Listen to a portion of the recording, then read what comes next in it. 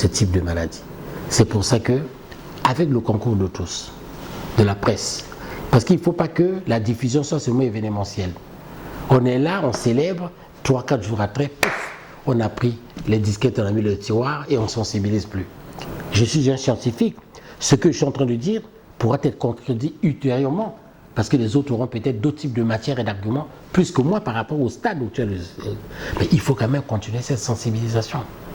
Parce que si nous ne faisons pas la sensibilisation, comment nous allons faire pour gagner la bataille contre cette maladie? La sensibilisation, pourquoi? Pour se faire déficer.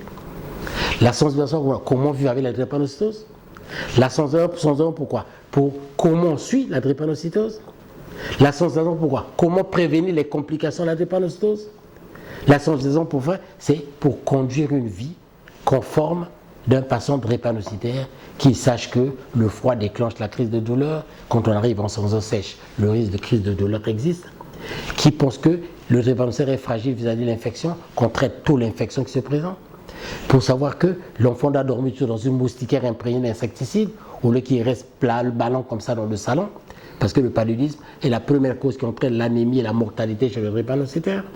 Et toutes ces précautions doivent être prises pour que l'espérance de vie du patient drépanocytaire soit améliorée.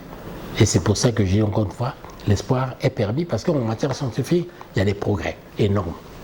Et que parmi ces progrès, c'est la greffe.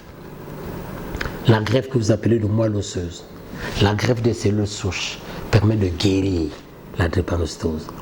Si l'enfant a moins de 17 ans, et comme nos familles sont nombreuses, 2, 3, 4 enfants, lorsque l'enfant drépanocytaire est là dans la famille, sur 4, si les 3 autres ont le même groupe des globules blancs, qu'on appelle le groupe HLA, géno-identique, entre l'un des 3 autres enfants et l'autre enfant qui est SS, on peut prendre le sang, les cellules souches de ceux qui sont normaux, les greffer chez le patient atteint de drépanocytose totale et le guérir définitivement de la drépanocytose.